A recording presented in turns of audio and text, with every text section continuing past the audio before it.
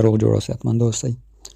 څنګه چې تېر ویډیو کې مې تاسو ته والټ او ایکسچینج درښودلی و، د دواړو ګټې مې درښودلې وې او والټ خو مې جوړ هم کړ او مکمل تشریح مې هم ورکړه چې کومه برخه یې څه کار کوي، څه په درد خوري. نو په والټ کې به نوره د چا ستونزه نه وي پاتې، او که بیا هم څوک مشکل لري لړتیا ویډیو دې وګوري.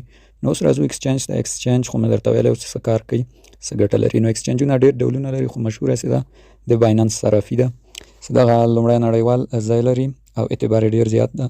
نو موږ د ټریډینګ لپاره ایکسچینج ته اړتیا لرو، د کاروبار لپاره ایکسچینج ته اړتیا ده. او په بایننس کې سرمایه ګزارۍ سره هم پیسې ګټل کېږي، بغیر د سرمایه ګزارۍ هم یو څه اندازه ګټل کېږي. نو په دې کې لومړی د کار لپاره باید اکاونټ جوړ کړو. نو اکاونټ جوړولو ته راځو. داسې اکاونټ پې جوړ کړو. لومړی به تاسې بایننس ډاونلوډ کړئ. بایننس مو ډاونلوډ کړو، واز به یې کړئ. دلته به اکاونټ جوړولو طریقه اوس درته وښیم. خپل انټرنیټ به راواز کړئ ورته. نو دلته چې کله بایننس مو راواز کړو، بایننس یو ګیفت هم ورکوي، تقریبا $100 ګیفت هم ورکوي. دا پاس ګورئ ساین اپ ګیټس سل USDT که نه د ټریډینګ فی لپاره، دا د ټریډینګ فیس درکوي. خو مخکې د یو بل سیستم لري چې 40 کسه انوایټ کول بیا $100 ورکول. نو اکاونټ جوړولو لپاره موږ په 2 سیزونو اکاونټ جوړوی سو، ایمیل، فون نمبر او یا مستقیم له خپل ګوګل سره کنیکټ کړو. نو زه راځم په ایمیل یا فون نمبر سره جوړوم. دغلته که غواړئ خپل نمبر ورکړئ یا هم خپل ایمیل، هر یو تاسو خوښوئ. مثلا زه ایمیل ورکوم. ایمیل چې مو ورکړلو، دا لاندې درنه یو آی ډي غواړي، ریفرال آی ډي. ریفرال آی ډي به تاسو ته په سکرین باندې ښکاري، همدا ریفرال آی ډي به دلته ورکړئ او بیا به نیکسټ آپشن ووهئ. او همداشان دوستانو، بعضې کسانو چې موږ بایننس کې اکاونټ جوړو خو ویریفای کېږي نه، ویریفای فیلډ کېږي. هغه طریقه هم درته دې ویډیو کې ښیم، ویریفای به مو بیرته فیلډ نه شي. اوس به ځئ د خپل جمیل ته، دلته به تاسو ته یو کوډ راغلی، هغه کوډ به راواخلئ. ته به خپل جمیل چک کړئ، دا وینئ ماته راغی. نو دغه کوډ ده، دا به راواخلئ، دا به کاپي کړئ، هلته به یې واچوئ یا بیا هم ولیکئ. دلته به راسئ بیرته، کوډ به واچوئ، سبمیټ به ووهئ. نو اکاونټ جوړ شولو. اوس به دلته ځان ته پاسورډ ورکړئ. پاسورډ باید دوستانو داسې یو غټ حروف، انګلیسي واړه حروفونه او حساب په شکل، لکه داسې. لومړی باید تاسې غټ حروف ورکړئ، نور هر څه ورکوئ. او وروسته کې تاسې باید دغه علامو یا نښان نه هم کار واخلئ. نیکسټ به ووهئ، مخې ته به لاړ شئ. نو دلته اکاونټ چې ده سکسسفولي راجسټر سو، ډن آپشن به ووهئ. اکاونټ هم جوړ شو، خو ویریفای پاتې ده. ایډ کی که غواړئ وې دا ایډ کوئ، ایډ کولی شئ، نه غواړئ نه. ښه زه دغې نه وځم. دلته ما نه ملګرو اکاونټ جوړ شو، خو ما نه هغه غوښتلو، وایي که غواړئ خپل بایومیټریک فعال کړئ. نو ما نه غوښته فعال یې کړم. نو اوس به صبر وکړئ، ویریفای به د دې وکړو. ویریفای تاسو په تذکیره او پاسپورټ کولی شئ. تذکیره مو باید الکترونیکي وي، دا له یاده ونه باسئ. په کاغذي تذکیره بایننس نه ویریفای کېږي. نو اوس راځو، لږ صبر وکړو، لوډینګ خلاص شي. اوس خپله موږ ته مستقیم ویریفای راغی. که تاسو ته ویریفای رانغی، ګورئ زه درته یم، دلته به پخپله هم ویریفای آپشن درته وي. دا ګورئ ویریفای اکاونټ، دا به ووایي. تر څو تاسو ویریفای نه کړئ اکاونټ مو کار نه کوي، ورته پیسه نه شئ لېږلی، کار پکې نه شئ کوی. ویریفای باندې به ووایي، ویریفای اکاونټ اوس به په تمه شئ، ویریفای راوړئ موږ ته. اوس به ګیټ ویریفایډ ووهئ، وینئ ګیټ ویریفایډ، په دې به کلیک کوئ، ویریفای به موږ ته اوس راشي. لومړی به دلته دوستانو خپل هیواد انتخاب کوئ. که په افغانستان کې، افغانستان که نورو هیوادو کې، دلته به انتخاب کوئ. لاندې کنټینیو وینئ، زیړ رنګ کې دا کنټینیو به ووهئ. دلته به اوس تاسې خپل نوم او خپل تخلص دا ولیکئ. مثلا نوم مو تذکیرې له مخې غلط نه تذکیره کې هر څه وي. مثلا زه ورته لیکم منصور. میډل نیم څه ده، دا منځني نوم ته وایي. که څوک یې لري تذکیره کې ودې لیکي، نه مشکل نشته. تخلص به مو ولیکئ ورته او کنټینیو به ووایئ زیړ رنګ کې. کنټینیو چې مو ووهله، دلته تاسو خپل ریژن انتخاب کړئ. ریژن مثلا د موږ خو افغانستان کې، افغانستان هر هیواد کې هغه به انتخاب کړئ، بیا به کنټینیو ووایئ. دلته به ورته خپل کال ولیکئ د زیږېدو، د تذکیرې له مخې. تذکیرې نه باید خپل سر ونه لیکئ، ځکه بیا ویریفای مو نه تکمیل کېږي، ویریفای مو فیلډ کوي. مثلا زه ورته لیکم 2003 څلورمه میاشت 29 تاریخ. کنټینیو به ووهئ. دلته تاسو څخه دوستانو اوس سرچ بلډینګ نیم، مثلا دلته یو ادرس به ورکړئ د خپل کور. مثلا زه ادرس ورکوم کابل. خپله لاندې ما ادرسونه راځي درته دوستانو. مثلا زه ورته همدا انتخابوم، خو خپل سم دقیق ادرس به ورکړئ. پوسټل کوډ، پوسټل کوډ خو به نور تاسې پوهېږئ څه ته وایي. هر ولایت چې ده خپل یو پوسټي کوډ یا پوسټل کوډ لري.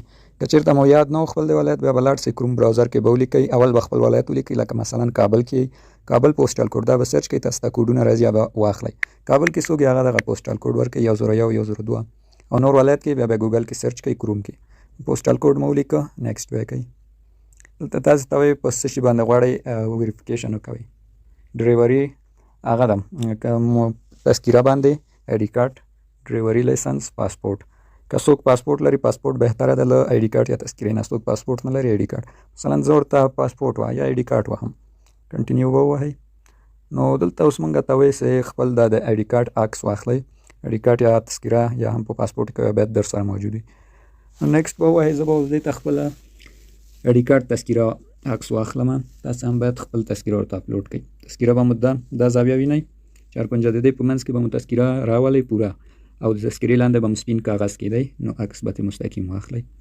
کله چې مو عکس واخیستلو، عکس مو باید صاف او صفا وي، رڼا پکې برابره وي، زیات ګډوډ نه وي. عکس مو باید منظم وي. دا بعضې خلک څه وایي مونږ ویریفای نه کېږي، هغه هم دا وجه یې چې دی د خپله تذکیره یا بل څیز چې ده دا ورته غلط هغه کوي، عکس صفا نه راځي. نو زه اوس دې ته خپل تذکیره اپلوډ کوم. دوستانو تذکیره ورته اپلوډ کړه. لومړی به د تذکیرې له مخې نه عکس واخلئ، سمه ده، په لومړی تصویر کې، او دوم تصویر کې به د تذکیرې له شا نه مو عکس واخلئ، منظم صفا. کله چې دا دواړه وکړو ډاکومنټ اپلوډ به مو کمپلیټ شي، بیا به کنټینیو ووهئ. کنټینیو چې ووهه دلته به استاد څخه غواړي چې خپل دغه مخ چې ده د دا ورته سکن کوي. نو تاسو ته وایي خوله به باید په سر نه وي، عینکې مو باید نه وي اچولې، نور باید متوسطه وي، رڼا هر څه باید برابر وي، یعنې داسې ځای کې ودرېږئ چې د مخ باندې مو منظم نور وي، داسې نه چې نیمه سوری وي نیمه لمر وي پې. نو دغه ډول خوله او عینکې به نه ږدئ. نو داسې شرایط برابر کړو، نو بیا به د لاندې آپشن ووهئ بیجینګ ویریفیکیشن. داسې مو دا ګورئ په دې خانه کې به خپل مخ ورته منظم سکان کوئ. دلته تاسو ته وایم چې سر ټیټ کړئ، سترګې پټې کړئ، یا هر آپشن چې درته هغه ډول به وکړئ، نو دا به اوس هم تکمیل شي. نو ویریفیکیشن مو کمپلیټ شولو، کلوز به کړو. اوس ګورئ اینډ ریویو کې دا په تمه به شئ ورته چې دا کله درته کمپلیټ شي، نو ویریفیکیشن به هم کمپلیټ شي، بیا به ستاسو اکاونټ منظم شي. بیا به تاسو ته دغه آپشن ګورئ دوستانو، دا به ووهئ، دلته بیا ستاسو ویریفیکیشن معلومیږي. کله چې په دغه کلیک کوم، دا اوس ګورئ زما په پینډینګ کې ده، ګورئ پینډینګ کې. کله چې مو دا منظم ووهلو، بیا به مو ویریفیکیشن تکمیل شي او دلته به درته ویریفاید ولیکي. نو کله چې دوستانو ویریفاید وشولو، اوس دا ګورئ زما بل اکاونټ و چې ما مخکې جوړ کړی ویریفاید ده. کله مو دغه ډول اکاونټ ویریفاید شي، نو بیا نور به مو اکاونټ جوړ شي، مشکل به حل شي، هېڅ کوم مشکل به پکې نه. نو دغه و د بایننس اکاونټ جوړول او ویریفای. او پاتې څو مهمه موضوع د بعضې کسانو ویریفای فیلډ کېږي. چې هغه کسانو ویریفای فیلډ کېږي، نو د هغې لپاره هم طریقه شته ده. سره له دې چې دا خلک وایي چې موږ پاسپورټ هم صحیح ده، هر څه مو صحیح دي، نو ویریفاید مو ولې فیلډ کېږي؟ لومړی خو به عکس مو منظم وي، خپل مخ به منظم سکن کوئ، او چې دې سره هم ویریفای فیلډ کېږي، بیا به راسئ دغه آپشن ته، دا پاس وینئ، کسټمر سرویس یا سپورټ ته به میسج وکړئ. نو زه اوس درته طریقه ښیم، په دغه طریقه مو بیا بیرته دوباره اکاونټ ویریفاید کېږي. را به شئ سپورټ برخه به ووهئ، لږ به ورته انتظار وکړئ، دا راواسي. از کله د سپورټ برخه تاسو ته واخیستو، دلته به خپله موضوع ورته خوښه کړئ چې کومه ستونزه لرئ، مشکل مو څه شی ده، هغه به ورته ووهئ. لومړی خو به راسئ ګیټ سپورټ به ووهئ، لاندې سپورټ ته به میسج وکړئ. اوس دلته به ستاسو مشکل خپل واضح کړئ، مشکل مو څه شی ده. دلته هر مشکل لیکل شوی ګورئ، پاسورډ مو له یاده وتی، بل مشکل هر څه مشکلي، SMS مو، بل مو، هر څه مشکل وي د هغه ځای څخه یې درته حل کوي. نو اوس به مونږ دلته راسو، پیدا به کړو چې ویریفیکیشن فیلډ، ویریفیکیشن مو فیلډ کېږي، خپل مشکل به پیدا کړو.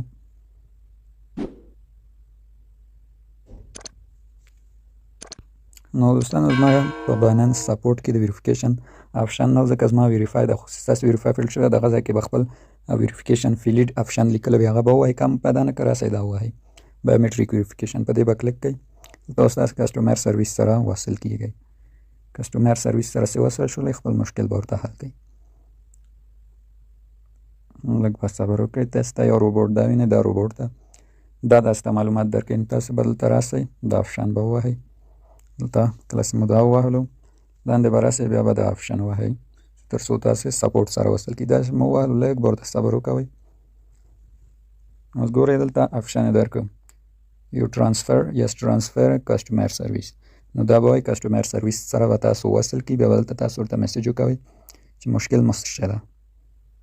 اوس موږ وصل شولو. دلته به ورته په ایمیل کې ولیکئ چې مثلا زما اکاونټ چې د تذکیره ویریفای کوم او هر څه منظم دي، خو دا ویریفاید مې فیلډ کیږي، نو دی به بیا تاسو ته 10 منټه وخت درکړي، اکاونټ به مو چک کړي، که شرایط کوم مشکل وه به درته ووایي او که مشکل نه و درته به ویریفاید تکمیل کړي. نو دغه ویډیو دوستانو، هیله ده کوم مشکل درته نه وي پاتې. سبا ورځ به د بایننس مکمل درس وي، د بایننس دا ټول آپشنونه وینئ، دا به درته دروښیم چې څه ګټه لري، بایننس مینوګان، ټرف، سپاټ، فیوچر، والټ، دغه ټول به درته دروښیم. نو تر نورو ویډیو مو خدای پامان.